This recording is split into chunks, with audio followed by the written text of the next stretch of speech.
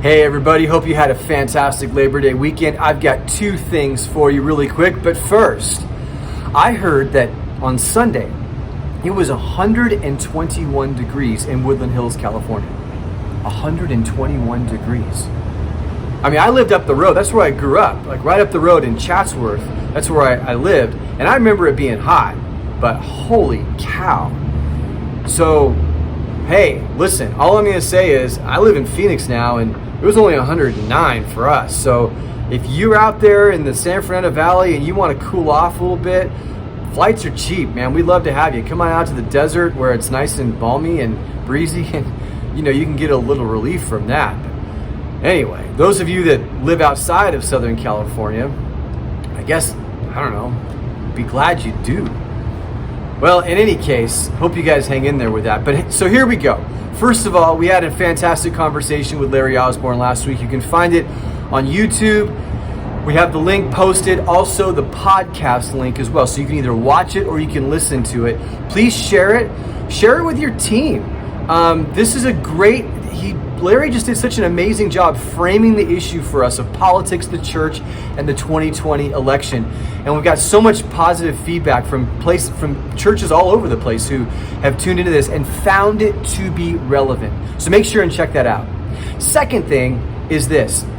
Just because we have a pandemic and just because there's a lot of changes going on does not mean that we don't continue to stay aggressive when it comes to sending out laborers into the field, and specifically in the area of church planting.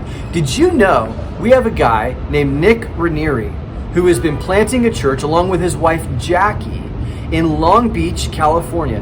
Not exactly the most friendly to the gospel of Jesus Christ, but he's been there. He loves the city, and the church he's planting is called Gospel City Church, and he is going to be assessed through us, through EFCA, and our new assessment center. If you want to learn more about what the EFCA Church Multiplication Team is doing, the innovative stuff to just create best-in-class systems for assessing and training and everything else, listen to the podcast that we recently did with Andrew Hoffman, who's leading that team.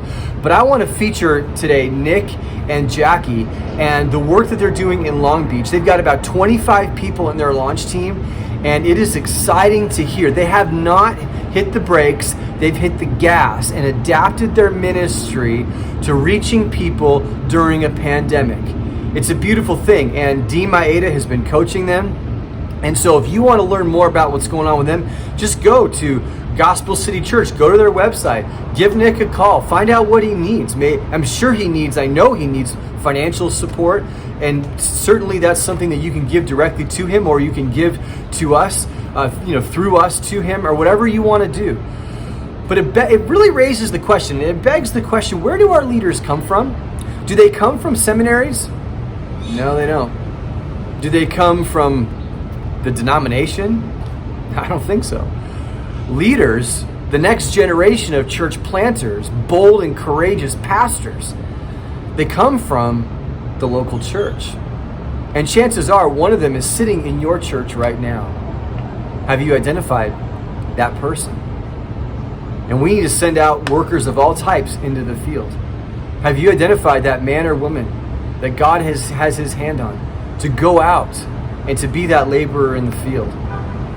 They're swimming in your water. They're listening to your teaching. They're growing up in the culture that you've created. They could be sitting in the student ministry right now. And you think, well, they're years away. But it's never too early to begin to train the next generation of leaders. Jesus says, the harvest is plentiful, but the workers are few. So pray to the Lord of the harvest that what? He may send out laborers into the harvest. And this is our opportunity. So if you've got someone waiting in the wings, if you've got someone who you think could be another you or another church planter, someone had to start the church that you're pastoring right now, and it was either you or somebody else. Someone else had to have a dream. And chances are it wasn't an opportune time to do that back then when they did it. And people thought they were crazy. People thought they should wait. People thought they should do something less risky, but they didn't.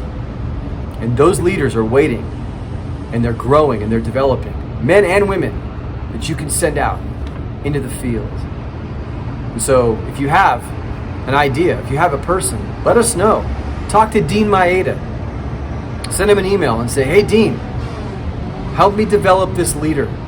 Help me figure out where this person could go. And we want to help you in that journey. Okay, have a fantastic week. We're continuing to pray for each and every one of you. Stay strong, bold, and courageous. Preach the word like never before. God is doing amazing things, even now, especially now. See you.